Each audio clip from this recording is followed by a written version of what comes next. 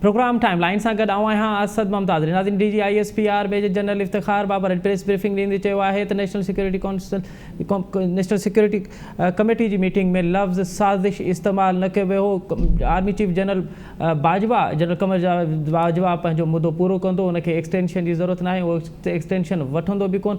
गॾोगॾु DGISPR general Iftikhar Babar जेका press briefing ॾिनी आहे उन में इहो पिणु चयो आहे त 9 अप्रैल ते आर्मी चीफ ऐं DGISI जी साबिक़ वज़ीर आज़म इमरान ख़ान सां का मुलाक़ात कोन थी। साबिक़ वज़ीर आज़म इमरान ख़ान जेके 3 ऑप्शन्स जी ॻाल्हि पियो करे उहे इस्टेब्लिशमेंट न ॾिना। अॼु ॾाढो तफ़सीली DGISPR पंहिंजी प्रेस ब्रीफिंग में जेके हिन वक़्त जो जेको नैरेटिव हो, ख़ासि करे PTI नैरेटिव ठाहे पियो, उन ते तफ़सीली ॻाल्हायो आहे। अॼु के प्रोग्राम में असां इन ते ई ॻाल्हाईंदासीं त हीअ का प्रेस ब्रीफिंग आहे, इहा केतिरी अहम आहे, जेको नैरेटिव बिल्ड कयो आहे तहरीक इंसाफ़ उन ते, ऐं ॿियो जेका ईंदड़ हुकूमत आहे उन जा इस्टेब्लिशमेंट सां जेके तालुक़ हूंदो उन हवाले सां बि हिन वक़्तु तव्हांखे प्रोग्राम में जॉइन कयो आहे।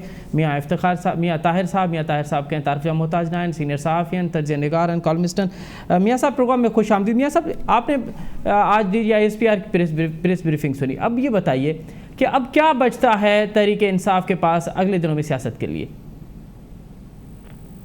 जी, तहरीक इंसाफ के लिए कुछ चीज होना ना होना जरूरी नहीं होता जी।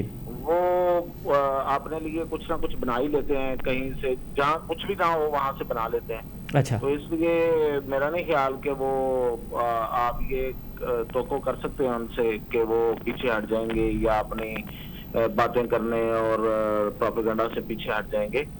इसमें कोई शक नहीं है कि उनके जितने दावे थे, जितना बड़ा नैरेटिव था, जो इल्जामात थे, वो सब के सब जमीन बोस हो गए हैं जी। लेकिन वो बाज नहीं आएंगे और वो उसमें से कोई ना कोई बात निकालते रहेंगे और आगे चलते रहेंगे, क्योंकि उसकी वजह ये है कि वो ये इस बात को अच्छी तरह जानते हैं कि उनकी जो भी फेस सेविंग है या उनकी जो पब्लिक में से है वो बातों से है। जो लोगों को बताते हैं, लोगों को सुनाते हैं, लोगों को मशहूर करते हैं और उनको जज्बाती करते हैं और उनको उकसाते हैं, तो यही उनकी सियासत है। तो वो उस अपने स्टाइल ऑफ पॉलिटिक्स को छोड़ नहीं सकते। तो इसलिए ये मेरा नहीं ख्याल कि ये कहना ठीक होगा कि वो कोई बातों से पीछे हट जाएंगे, बातें वो बनाते रहेंगे। अच्छा भैया साहब, अब 3 बातें अहम की हैं ना आज DGISPR ने। एक तो उन्होंने एब्सोल्युटली नॉट का भी जिक्र किया कि एब्सोल्युटली नॉट उसकी हकीकत क्या थी। उन्होंने हमसे अड्डे मांगे ही नहीं गए, अगर मांगे होते तो फिर हमारा भी ये होता, लेकिन उन्होंने बाज़ाब्ता तौर पे मांगे नहीं। और फिर ये जो ख़त का मामला है, इस पर साजिश का मामला है, उन्होंने इस पर भी अपना नुक्ता नज़र पेश किया कि जो सिक्योरिटी कमेटी की मीटिंग थी उसमें लफ्ज़ साजिश नहीं था। तो इमरान खान तो अब तक यही 2 बातें हैं ना कि एब्सोल्युटली नॉट और जो साजिश। तो अब प्रेस ब्रीफिंग सुन ली आपने, अब क्या कोई इस पे कोई इखलाकी फर्ज भी आयद होता है तहरीक इंसाफ पे और इमरान खान पे? देखिए, एक बात वाज़ेह मैं कर दूं कि ये जो दोनों चीजें थी ना, ये साजिश जी और दूसरा एब्सोल्युटली नॉट, इन दोनों के बैकग्राउंड में अमेरिका है। अच्छा। तो अमेरिका के हवाले से हमारी फौज बड़ी सेंसिटिव है। ये आज तो उन्होंने खुल के सामने आके प्रेस कॉन्फ्रेंस में, प्रेस ब्रीफिंग में उसकी तरदीद किया और उसको उस बयानिया को खत्म किया। अदरवाइज ये वाली बातें जी वो मुख्तलिफ बैकडोर ब्रीफिंग्स में पहले भी बताते रहे हैं साथियों को, हमें पता है इस बात का, और हम मुख्तलिफ अपने ट्वीट्स और मुख्तलिफ जगहों पे इस बात को पहले भी करते रहे हैं कि ये फौज ये कहती है कि जनाब हमसे तो कभी अड्डे मांगे ही नहीं गए जी। तो एब्सोल्युटली नॉट किसको कहा है। और दूसरी बात ये है कि ये खाद जो आया है, ये खाद ऐसे है ही नहीं, इसको बनाया गया है। और बेसिकली देखें, अब इसमें मैं बताऊं आपको, फौज ने अपने हिस्से का काम किया है, अब हुकूमत को अपने हिस्से का काम करना है। फौज ने तो उस जो उनकी तरफ जा रही थी बात, उसको डिनाई कर दिया सामने आ गई। अब हुकूमत का काम है कि उसके पीछे जो असल साजिश थी, जो फोर्जरी हुई है, जिस फोर्जरी के तहत वो खत जो है वो वजूद में लाया गया, हालांकि ऐसा है ही नहीं जी। जो खत की शक्ल है ना वो है जी, ना उसका कंटेंट है जी। तो उस पे जो तहकीकात मुकम्मल हो चुकी हैं उस पे कार्रवाई करनी चाहिए, नंबर 1। नंबर 2 ये है कि जिस वजह से ये जिस मकसद के तहत ये नैरेटिव बनाया जा रहा है और ये गर्द उड़ाई जा रही है जी, वो उसके पीछे इस गवर्नमेंट को जाना चाहिए। वो है इनकी नालायकियां, नाअहली और सबसे बड़ी बात करप्शन। जी। उस करप्शन को छिपाने के लिए ये सब कुछ किया जा रहा है। जी। तो अगर ये हुकूमत अपने हिस्से का काम नहीं करती तो हम कहेंगे कि ये इस हुकूमत नालायक है, ये नाअहल है और ये मुजरिम है इस बात की कि उसने जो असल इस सारी गर्द के पीछे और लोगों को के जहनों को गंदा करने और अपने अदारों को बदनाम करने में इस हुकूमत का हाथ मैं समझूंगा होगा, क्योंकि फौज ने तो अपनी तरफ आने वाली उंगली का जवाब दे दिया। अब हुकूमत का काम है कि इनको पूरी तरह से एक्सपोज करे और उनको इन पे करप्शन के वो वाली चीजें जो जिनको छुपाने के लिए ये नैरेटिव बनाया जा रहा है और ये जलसे जुलूस और लोगों को निकालने का और ये सारा हवा बांधी जा रही है, उसको ये असल चीजों को बाहर लाएं और जिन्होंने ये खत बनाया फोर्जरी के तहत जी, उनको कानून के मुताबिक उनको सजाएं दें और जिनके खिलाफ ये ट्रेंड बनाने में और पाकिस्तान की सिक्योरिटी को दौ पे लगाने पे जिनके खिलाफ सबूत मौजूद है, वो चाहे कोई एंकर है, चाहे वो सहाबी है, चाहे वो सियासतदान है, चाहे कोई वर्कर है, उसको पकड़ना चाहिए, उसको जेल में डालना चाहिए, उसको कानून के मुताबिक सजा। ठीक है मियां साहब, आप हमारे साथ ही रहिए। इस वक्त हमें एक और सीनियर सहाफ़ी ने ज्वाइन किया है, जनाब एजाज सईद साहब। एजाज सईद साहब, प्रोग्राम में खुशामदीद। सबसे पहले तो ये बताइए कि आज आपको प्रेस ब्रीफिंग कैसी लगी? क्या अहम नुकात थे मेजर जनरल इफ्तिखार बाबर की प्रेस ब्रीफिंग में और उसके असरात क्या होंगे तहरीक इंसाफ की सियासत पर? जी, मेरे ख्याल है कि आज की जो प्रेस कॉन्फ्रेंस है बड़ी गैर मामूली अहमियत की हामिल है और ये प्रेस कॉन्फ्रेंस मेरे ख्याल में मुनक्कद इसीलिए की गई है कि जो तनकीद हो रही थी फौज के ऊपर, खुफिया इदारों के ऊपर, पर्टिकुलरली आर्मी चीफ के ऊपर जो तनकीद हो रही थी, और उस तनकीद का कॉन्टेक्स्ट ये था कि इमरान खान साहब एक नैरेटिव दे रहे हैं कि एक साजिश हुई है बैनुल-अक़वामी उनके खिलाफ जी, और बैनुल-अक़वामी साजिश का ताना बाना फौज के साथ जोड़ा जा रहा था जी। अब फौजी तर्जुमान ने जो आज की प्रेस कॉन्फ्रेंस है, इसमें वैसे तो बहुत सारे और पॉइंट है जी, लेकिन मेरे ख्याल में 5 बड़े पॉइंट हैं जी।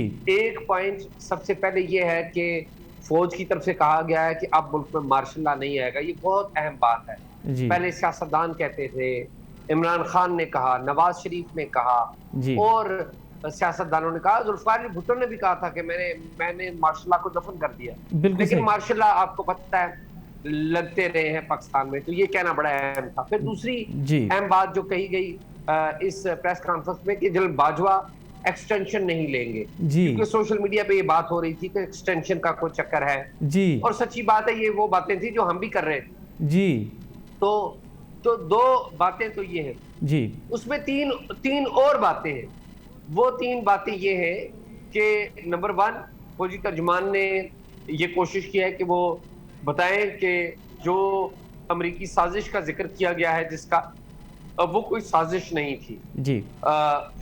नंबर 1 ये बात है, बाकी जो 3 बातों जी। फिर दूसरे नंबर पे उन्होंने कहा कि जो इमरान खान साहब तासुर दे रहे थे कि इस्टेब्लिशमेंट उनके पास इस्तीफे और तहरीक अदम एतमाद को वापस लेने की तजवीज़ लेके आई, तो उन्होंने ये कहा कि जी ऐसा नहीं, ये तो इमरान खान साहब ने तजवीज़ दी थी।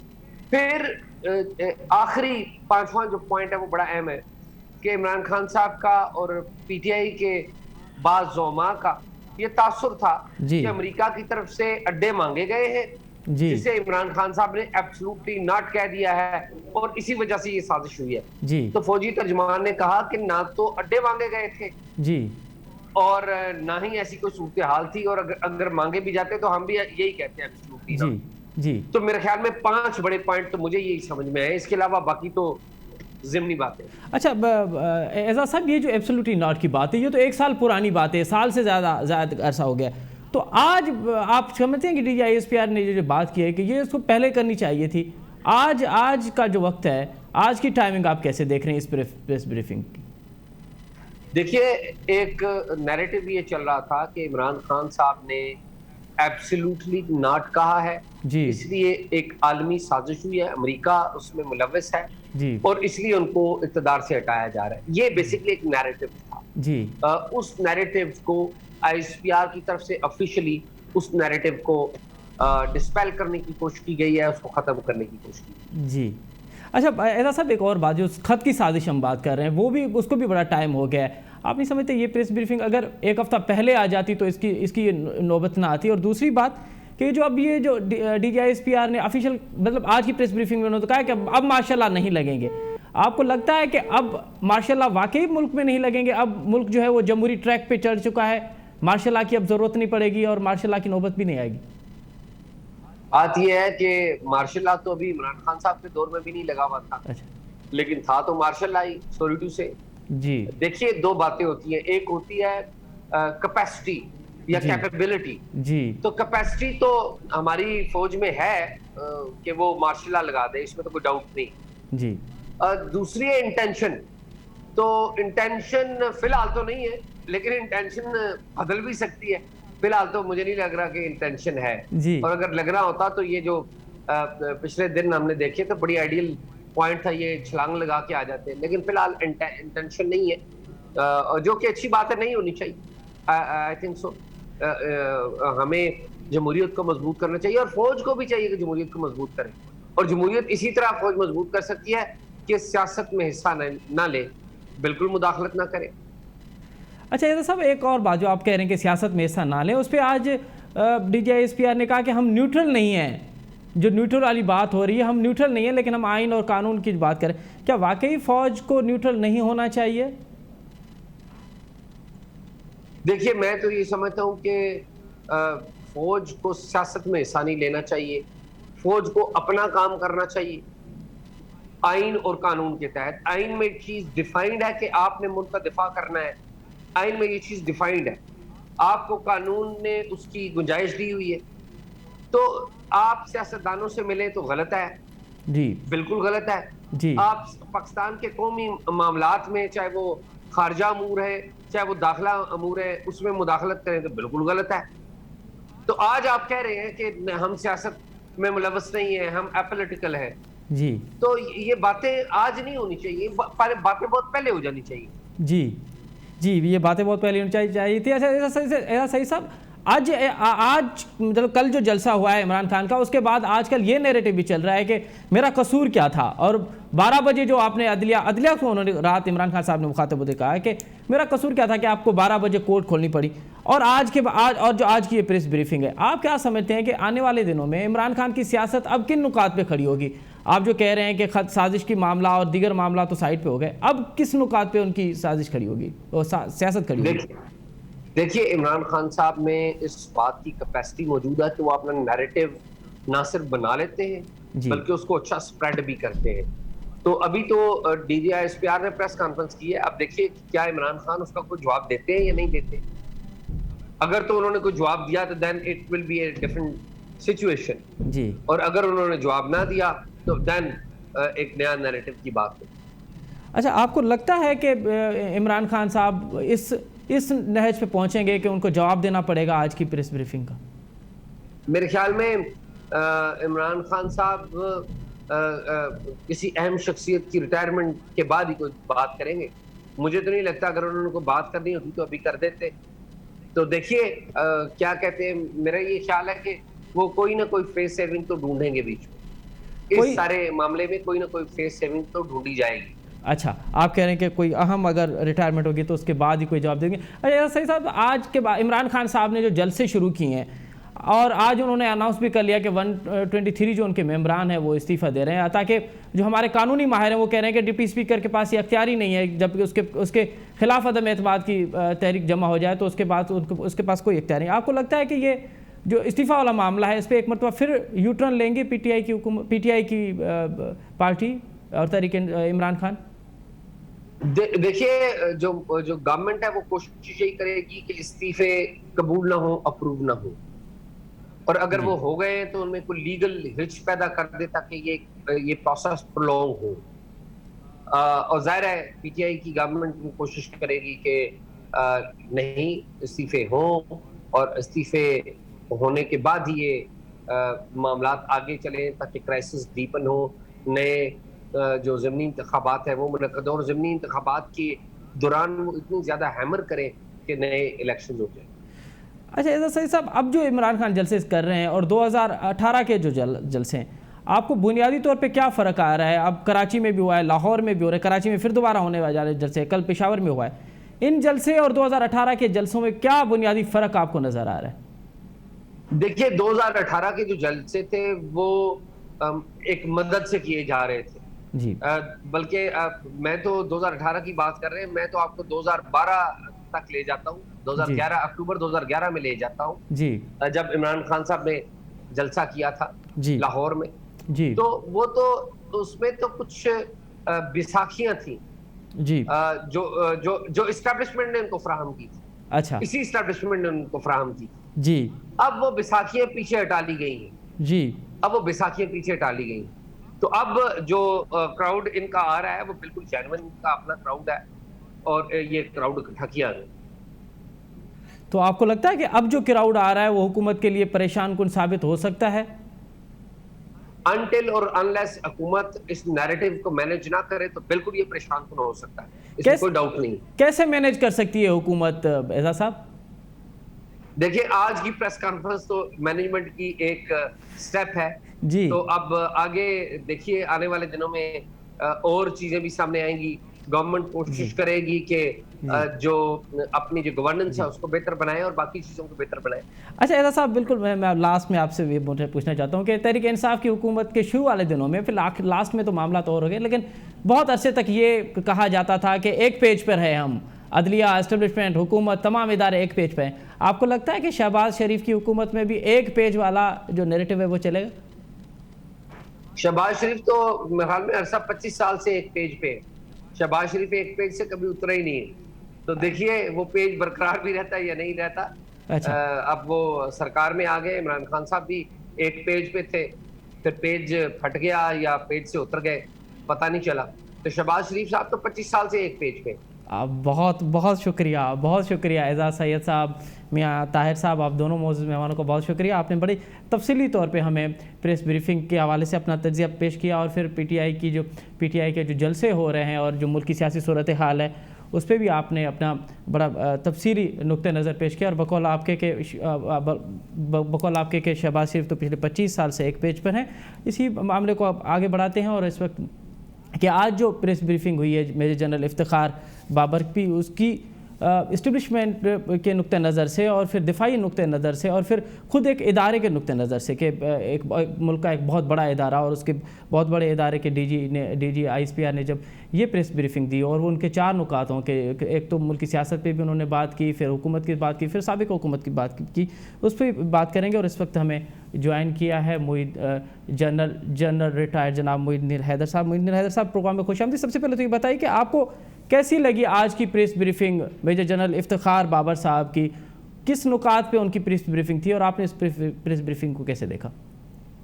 मेरे ख्याल से बहुत मुतवाज़िन और बर वक्त ये जो थी उनकी जो थी आईएसपीआर की ब्रीफिंग थी। उसकी वजह यह है जी कि पिछले हफ्ते जो वाकयात पेश आए जो हुकूमत की तब्दीली के सिलसिले में जी वो बहुत परेशान कुन थे पूरी कौम के लिए। जी हम सारी रात जाग रहे थे, टीवी के सामने बैठे हुए थे जी और एक तमाशा देख रहे थे कि लंबी तकरीरें लोग फजूल पार्लियामेंट में कर रहे हैं, वक्त जाया कर रहे हैं जी और नो कॉन्फिडेंस मोशन मूव किया हुआ है लेकिन उस पर वोटिंग नहीं हो रही है। जी कोर्ट को इंटरवीन करना पड़ा, कोर्ट ने फिर बाइंड किया कि आप रात के 12 बजे तक जो है वोटिंग मुकम्मल कर लें, वो नहीं हो रही। जी कोई गप्पे चल रही है कि जी फलाना हेलीकॉप्टर उतर गए प्राइम मिनिस्टर हाउस में, जी कोई गप्पे चल गई जी फौज ने के ट्रक जो है वो देखे गए, मूवमेंट हो रही है, मार्शल लगने वाला है। जी तो ये सारी बातें, फिर उस पर यह था कि ये सारा काम जो हुआ है जी इसके पीछे फौज थी, जी ये सारी अफवाहें चल रही थी। जी तो दूसरा जो मसला था वो खत का जो आया हुआ है अमेरिका से, उसके ऊपर बातचीत जो है जी काफी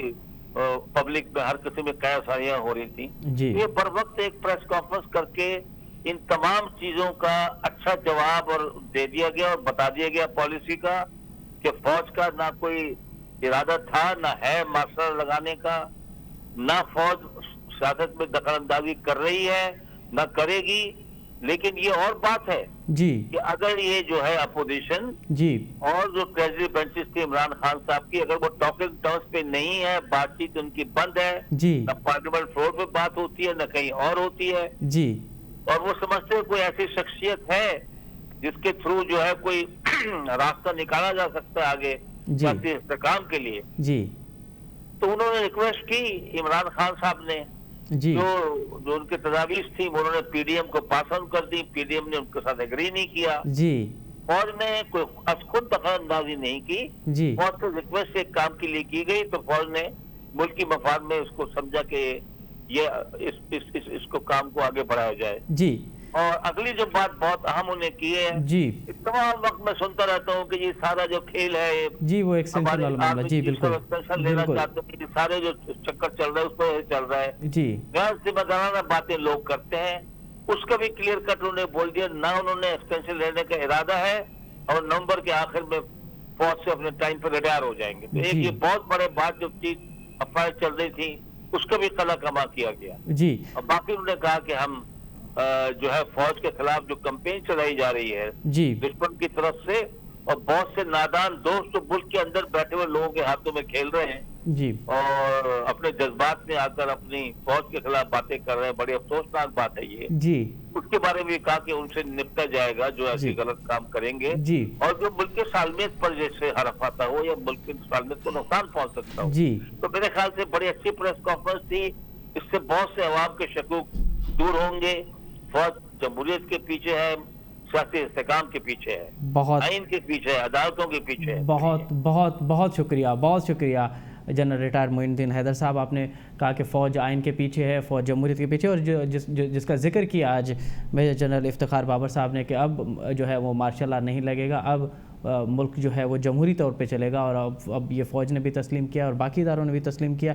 नाज़रीन ते वठूं था प्रोग्राम में साई खां पोइ जॾहिं मोटंदासूं त 123 मेंबरनि क़ौमी असैम्बली में तहरीक इंसाफ़ 123 मेंबरनि अॼु इस्तीफ़ा ॾिनी आहे, जंहिंखे डिप्टी स्पीकर सूरी साहब जेको आहे मंज़ूर करे वरितो आहे। पर ॻाल्हि इहा आहे त कुझु आइनी माहिरनि चवणु आहे त इस्तीफ़ा इहो इस्तीफ़ा जो तरीक़ो आहे इहो सही कोन्हे, मेंबर खे इंडिविजुअल तौर ते इस्तीफ़ा ॾियणी आहे, ऐं जॾहिं डिप्टी स्पीकर ख़ुदि उन जे ख़िलाफ़ु अदम एतमाद जी रिट थिए थी त पोइ उनखे इस्तीफ़ा मंज़ूर नथो करे सघे।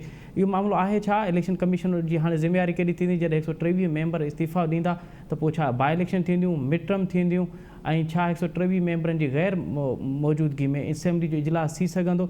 इन ते तफ़सीली ॻाल्हाईंदासीं, पर हिते वठूं था नंढी साई खां पोइ प्रोग्राम में ॿीहर हाज़िर थींदासीं।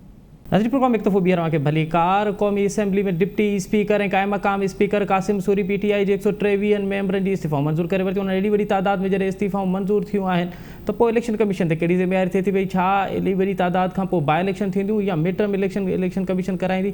अॼु प्रोग्राम जे हिन हिसे में इन ते ॻाल्हाइबो आहे। असांखे प्रोग्राम में जॉइन कयो आहे इलेक्शन कमीशन जे अॻूणे सेक्रेटरी जनाब कंवर दिलशाद साहब। कंवर दिलशाद साहब प्रोग्राम में खुश आमदीद। अच्छा कंवर दिलशाद साहब, सबसे पहले तो ये बताइए कि ये इतनी बड़ी तादाद में जब इस्तीफ़ा मंजूर हो जाए, कौमी असम्बली की सीट्स खाली हो जाए, तो फिर इलेक्शन कमीशन पे क्या जिम्मेदारी आयद होगी? क्या बाई इलेक्शंस होंगे उसके बावजूद भी अगर 100 से ज़्यादा हैं, या फिर मिड टर्म हो सकते हैं? बुनियादी तौर पर, और अगर हम कॉन्स्टिट्यूशन का आर्टिकल 64A पढ़ें जी, उसमें जो स्पीकर साहब का लफ्ज है कि इस्तीफे पेश किए जाते हैं स्पीकर को, जी, तो उसमें डिप्टी स्पीकर का जिक्र नहीं है। अब अच्छा। एक बात, ये जो डिप्टी स्पीकर है ये मुतनाज़ा है, अच्छा और इन्होंने आइन की आर्टिकल जो है उसकी खिलाफवर्जी की है, जी, और उसके बाद सुप्रीम कोर्ट ऑफ पाकिस्तान ने इनकी रूलिंग को रिजेक्ट कर दिया, मुस्तरद कर दिया था। एग्जैक्टली। तो ये चीज जो क्या मुकाम स्पीकर तो का तो लफ्ज है ही नहीं, वह ठीक है, इसको क्या मुकाम स्पीकर भी कह सकते हैं, लेकिन असली तौर पर डिप्टी स्पीकर है। जी बिल्कुल। डिप्टी स्पीकर के खिलाफ तहरीक अदम एतमाद पेश चुकी है। जब अदम एतमाद तहरीक पेश हो जाए तो उसके तमाम इख्तियारात सलब हो जाते हैं। ठीक। तो वो सदारत नहीं कर सकता और किसी मामले में प्रोसीडिंग नहीं कर सकता। तो ये सारा जो मामला जो किया है कासिम सूरी ने, ये गैर आईनी और गैर कानूनी किया है। अच्छा। और दूसरी अहम बात यह है जी, उसमें लिखा होता है कि उसमें आपने इंडिविजुअल तौर पर आपने एक को जो इस्तीफा दिया है जी। उसको आपने अपने चैम्बर में बुला के उसे पूछना है, हलफनामा लेना है कि कोई आप पर कोई खौफ तो नहीं था, डर या धमकाया या लालच या दबाव तो नहीं था। इसके बाद वो मुतमईन नहीं हो रहा तो फिर ये सारे जो इस्तीफे हैं ये फिर इंटेलिजेंस एजेंसी को भिजवाए जाते हैं जी, कि ये आप इनको इंक्वायरी करें, पूछें कोई दबाव तरगीब क्या थी जिसकी बना पर इज्तिमाई इस्तीफे देना। जी। इज्तिमाई इस्तीफे देना आइन और कानून की खिलाफ वर्जी है। अच्छा। पार्लियामेंट पर अदम एतमाद तो खैर उन्होंने जो हो किया, लेकिन इज्तिमाई तौर पर इस्तीफे जो है वो नामंजूर किए जाते, एक्सेप्ट नहीं किए जाते। इसमें बड़ी अहम रूलिंग आई है। जी, इसकी सबसे बड़ी अहम सरदार या सादिक की रूलिंग है। जब तहरीक इंसाफ ने इस्तीफे दिए थे तो सरदार या सादिक ने हर एक को कहा कि मेरे पास बिल्कुल। इंडिविजुअल आए तब मैं बिल्कुल। करूंगा। बिल्कुल। लेकिन वो नहीं गई। अब इज्तिमाई तौर पर जो कासिम सूरी के खिलाफ तो आर्टिकल 6 लगाना चाहिए। अच्छा, हाँ, अब कौन लगाएगा? ये ज़ाहिर है ये हमेशा मसलसल ये आईन और कानून की खिलाफ वर्जी कर रहा है। जी जी बड़ी अहम बात यह है कि इसने खुद तो इस्तीफा दे दिया, जी। लेकिन हमारी सुप्रीम कोर्ट ऑफ पाकिस्तान ने इसको इंतखाबी बदअनवानी के तहत स्टे दिया हुआ है। जी बलूचिस्तान इलेक्शन ट्रिब्यूनल ने इसको नाहिल करार दिया था आज से 3.5 साल पहले। जी। इसने इंतखाबी बदअनवानी की है, इंतखाबी मुजरम है ये। जी और इसके बाद नादरा रिपोर्ट ये दी थी कि 50,000 जो वोटर्स हैं उसने जाली अंगूठे लगवाए और जाली अंगूठों से उसका पेट भी भरा, तो पाँव के अंगूठे लगाए। जी ये नादरा की रिपोर्ट है, ये तो इंतखाबी मुजरम है जी। अच्छा कमर दिलशाद साहब, कतई कलामी माफ मैं आपसे, क्योंकि ये बातें मुझे आप जो बातें कर रहे हैं वो हमें समझने की बातें, और मैं चाहता हूं कि नाजरीन भी ये समझे। एक तो आप कह रहे हैं कि डिप्टी स्पीकर के पास ये अख्तियार ही नहीं है कि वो इस्तीफा मंजूर करे, कायम मकाम स्पीकर का लफ्ज़ नहीं है। स्पीकर जब तक कौमी असम्बली का नहीं होगा वो इस्तीफे किसी भी मेंबर के मंजूर नहीं हो सकते। नहीं, ये तो गैर कानूनी किया ना। आइन पढ़े ना, आइन के आर्टिकल 64 में तो स्पीकर लिखा हुआ है ना जी। उसमें कहाँ लिखा हुआ है डिप्टी स्पीकर या क्या कम स्पीकर? लफ्ज है स्पीकर। ठीक। अब जब स्पीकर जो है ये ठीक है, अब स्पीकर तो है ही नहीं, ये एक नाम निहाद एक बना हुआ है अपना वो क्या डिप्टी स्पीकर भी ये नाम निहाद है। जब इसको ना तहरीक एतमाद आ गई, कल तहरीक एतमाद 15 तारीख को या 16 तारीख को इसके बाकायदा सिगरेट बैटिंग के जरिए इसके खिलाफ बाकायदा केस होना भी है, इसको डिसलॉज भी करना है, इसको बर्खास्त भी करना है। ये सारी चीजें जब इतना कंट्रोवर्शियल आदमी हो जाए, इंतहाई कंट्रोवर्शियल, सुप्रीम कोर्ट ने इसके तमाम रूलिंग को रिजेक्ट किया है, इसने आइन की खिलाफ वर्जी की, इसके आइन के साथ इसने खिलौना किया, तो ये शख्स किस तरह से 123-125 राज्यों के कौमी असम्बली के मेंबरान का इस्तीफा जो इलेक्शन कमीशन को भिजवा दिया। ठीक है। अब इलेक्शन कमीशन के पास तो इख्तियारात नहीं है, अब वो क्या करते हैं ये उनको जो है सबको एक्सेप्ट करने के बाद वहाँ भिजवा दिया। ठीक है। इलेक्शन कमीशन पाकिस्तान के पास, अरे यहाँ तक के इनकी जो कौमी असम्बली सेक्रेटरीट ने इनको इसकी मुखालफत की थी, जनाब ये गैर आईनी गैर कानूनी है, आप इसको नहीं कर सकते। जी। तो उन्होंने अपने सेक्रेटरीट के भी जो हकाम की रूलिंग को ओवर रूलिंग करने के बाद ये इसने कासिम सूरी ने ये हरकत की है। ठीक है। तो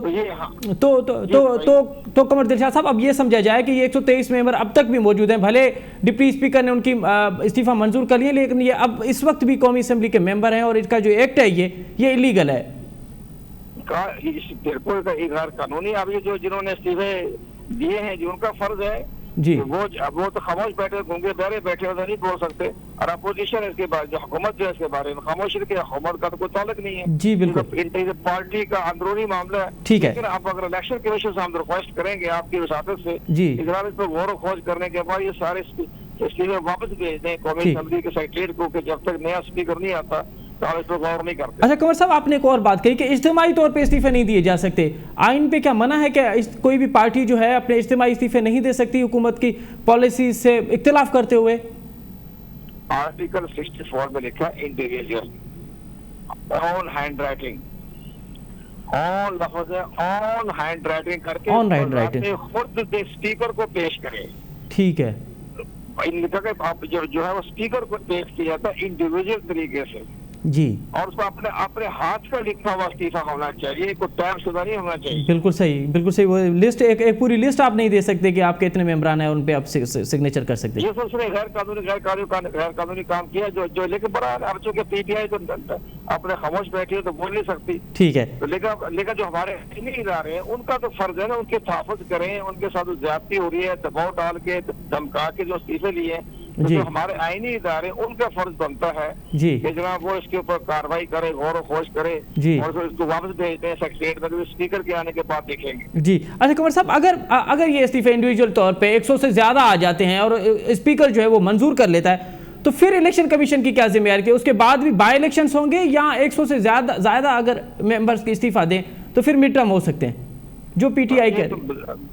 पीटीआई तो अपनी बात ठीक कह रही है, जो कुछ कर रही है, लेकिन बहरहाल इलेक्शन कमीशन के पास तो अगर ये आ गए हैं जी और वो अपने दबाव में, तो इलेक्शन कमीशन कभी नहीं आता, तो फिर बाई इलेक्शन करवाने पड़ेंगे। इलेक्शन पाकिस्तान को ज़िमनी इंतखाबात 60 दिन के अंदर अंदर, जो हमारा आइन का आर्टिकल 224 कहता है, 60 दिन के अंदर बाई इलेक्शंस कराने होंगे, भले 100 से ज्यादा 60 डेज। जी जी, उसमें ये इंतखाब कराने पड़ेंगे। लेकिन हमें चाहते हैं कि इंतखाबी बुरान से बचने के लिए इलेक्शन कमीशन पाकिस्तान को चाहिए ये इस्तीफे वापस भेज दे। तो कल मैं बात करूंगा चीफ इलेक्शन कमीशनर साहब से कि जनाब आप भी अपने आईनी और कानूनी इख्तियारात को इस्तेमाल करते हुए जी। इन इस्तीफे को वापस भेज दे सेक्रेटरीट। अच्छा, तो कमर साहब ये इलेक्शन कमीशन का ये अख्तियार है कि अगर इतनी बड़ी तादाद में इस्तीफे आ जाएं और इंडिविजुअल तौर पे भी अगर कोई मेंबर दे दे तो उसको नामंजूर कर सकते हैं? नहीं, नामंजूर नहीं कर सकता। उसमें तो आइन के 64 के तहत तो ये जो स्पीकर ने जब उसको एक्सेप्ट कर लिया तो मंजूर तो हो गए, लेकिन बहरहाल इनको रास्ता तो निकलता है ना। इतने आगे हैं, आपने कानूनी कार्रवाई मुकम्मल नहीं की, आपने इज्तिमाई तौर पर नहीं पूछा, इनको तलब नहीं किया, एक को बुलाया नहीं, उनका स्टेटमेंट नहीं लिया, उनका हलफनामा नहीं लिया, ये सारी चीजें उसके अंदर है।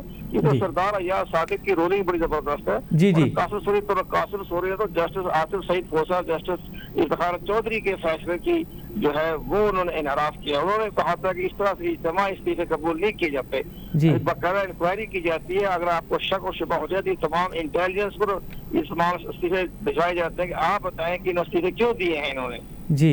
तो फिर इंटेलिजेंस की रिपोर्ट आने के बाद ही जाके स्पीकर फैसला करता। ये नहीं होता ये लम्हे में सबको इस्तीफे कबूल किए भिजवा दिए, जैसे उसने अपना एक अपने प्राइवेट लिमिटेड कंपनी का लगा हुआ चेयरमैन। बिल्कुल सही। तो इस तरह से ये सारे मामला से गलत किया, स्पीकर की सारी रूलिंग गलत है, गैर आईनी है, गैर कानूनी है। ठीक है। और इसने आइन के साथ मजाक किया, आइन की खिलाफवर्जी की है, इसके खिलाफ तो बकायदा। अच्छा कमर साहब, जी जी जी जी। अच्छा कमर साहब, अब ये बताइए कि ये 364 का ऐवान है, तो एक ऐवान में कितने मेंबर्स का होना लाजमी है कि मतलब अगर 100 से ज़्यादा इस्तीफ़ा आ जाते हैं, ऐवान कितने मेंबर्स पे लाजमी है कि इतने मेंबर्स होंगे जब भी कौमी असेंबली का इजलास होगा? देखो जी, इजलास तो हो जाता है 1/3 तक। 1/3 तक जी। अब चूंकि अभी तक उन्होंने अगर 123 ने इस्तीफा दिए हैं तो 341 का हाल है, 341 की हमारे मेंबर, अब 342 एक तो सीट खाली है जी, उसके हिसाब से 1/3 का बनता है 68-70 जी। उसके हिसाब से अगर मौजूद है तो हाल चलता रहेगा, इजलास होता रहेगा, तो कोई रुकावट नहीं पड़ा होगी। जब प्राइम मिनिस्टर ने 174 से अपना एतमाद का वोट ले लिया है जी, तो मतलब है कौमी असम्बली फहाल है, बिल्कुल अपना वो काम चलता रहेगा। असम्बली पर कोई असर नहीं पड़ेगा, ये बाई इलेक्शन करवा दें जी। अच्छा कमर साहब, अगर कौमी असेंबली के पास 172 मेंबर्स हों तो कौमी असेंबली चलती रहेगी, बाकी के मेंबर्स अगर भले इस्तीफा दे दें या वो इस्तीफा ना भी दें तो कोई फर्क नहीं पड़ेगा? 172 मेंबर्स होना लाजमी है कौमी असेंबली के लिए? 172 होना लाजमी है, लेकिन बाद जब ऐसा मामला, हमारे दोस्त आप सारे प्रोग्राम करते रहते हैं, आपकी गहरी नजर है सियासत पर, जो आपको सब लोगों को इन्वाइट करते हैं, तो इसका सबसे बड़ी तो कानून साजी नहीं हो सकेगी, बिल्कुल सही, जो होती कमेटी नहीं बन सकेगी, कानून साजी नहीं हो सकेगी, तो फिर ये सारे मामला से तो हालात तो खराब हो जाएंगे, तो पुरअमन तो माहौल नहीं होगा। बेशक ये असेंबली तो बरकरार रहेगी, लेकिन जब कानून साजी नहीं हो सकेगी, हर मामले में रुकावटें पैदा हो गई, तो फिर लामहदा इन्हें आइंदा नए इंतखाबात की तरफ जाना पड़ेगा। अच्छा, आपके ना फिर जो है कोई और ऑप्शन नहीं बचता, फिर इनको नए इंतखाबात के पास जाना पड़ेगा। अच्छा कमर साहब, अब जो मुनारिफ अरकान है PTI के, वो सुप्रीम कोर्ट में गए उनको डी नोटिफाई किया जाए, तो इस नोयत पे डी नोटिफाई किया जा सकता है कि एक मेंबर जो है वो पार्टी पॉलिसीज के खिलाफ इस्तीफा ना दे तो उसको डी नोटिफाई किया जा सकता है? ये इन्होंने बड़ी हमाकत का एक सुप्रीम कोर्ट का ताल्लुक ही कोई नहीं है। अच्छा, सुप्रीम कोर्ट तो कानून आइन साजी नहीं कर सकते ना, कानून साजी नहीं कर सकते ना, जितना याद करते हैं वो तो केस इलेक्शन कमीशन पाकिस्तान के पास आएगा, इलेक्शन कमीशन पाकिस्तान जो है उनको डिसीट कर देगा। याद करने के तो आइन का आर्टिकल 63A में जिक्र ही नहीं है, सुप्रीम कोर्ट ऑफ पाकिस्तान आइन में तरमीम नहीं कर सकती, तो ये तो वैसे ही एक फजूलियात में, फजूल तो हम नहीं कह सकते, पर बड़ा सुधार एक्सरसाइज है। सुप्रीम कोर्ट ऑफ पाकिस्तान क्या करेगी? आइन पर कानून साजी नहीं कर सकती जी। तो लेकिन बहरहाल अभी इन्होंने एक और बड़ी अहम बात जो रेफरेंस भिजवाया है इलेक्शन के पाकिस्तान को, जिन्होंने 15-20-22 जो है कि इन्होंने जी हमारी पार्टी से नाराज किया, वो कहते हैं हमने तो वोट कास्ट ही नहीं किया, हमने कब नाराज किया है जी? बिल्कुल, तो वो तो उसमें डिसीट नहीं होती, वो तो इलेक्शन पाकिस्तान के रेफरेंस को रिजेक्ट कर देगा। तो आपको लगता है कि जो मुनाफिर अरकान हैं उनको डी नोटिफाई नहीं किया जा सकता, और उनके जो तायात नाइली वाला जो नैरेटिव PTI बयान कर रही है वो उस पर लागू नहीं होगा? नहीं, PTI को तो आइन और कानून को पता ही नहीं है ना, तो वो तो पता ही उनको तो अपनी जो जिसकी मर्जी बात कर लेते हैं, उनको आइन और कानून का पता ही नहीं है।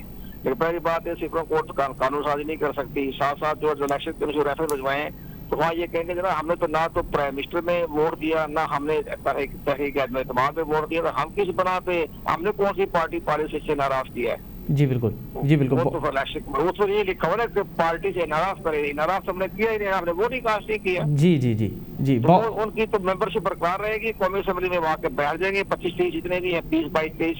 जी, वो उनको डीनोटिफाई नहीं किया जा सकता। बहुत शुक्रिया कमर दिलशाद साहब, आपने बड़े तफसीली हमें बताया कि इलेक्शन कमीशन की अब क्या जिम्मेदारी होती है। आप बकौल आपके कि ये जो एक्ट है अपना सूरी साहब का, वो सूरी साहब जो हैं वो कायम मकाम स्पीकर की हैसियत से इस्तीफ़ा मंजूर नहीं कर सकते, क्योंकि उनके खिलाफ जो है वो अदम एतमाद की तहरीक जो है वो जमा हुई है। बहुत शुक्रिया कमर दिलशाद साहब। नाज़रीन, कमर दिलशाद साहब जो तफसीली मौक़िफ़ ॿुधो इलेक्शन कमीशन के हवाले से 123 मेंबर जो PTI जा अॼु उन्हनि इस्तीफ़ाऊं जमा कयूं, बकौल उन्हनि जो तो इहो एक्ट ही इलीगल है।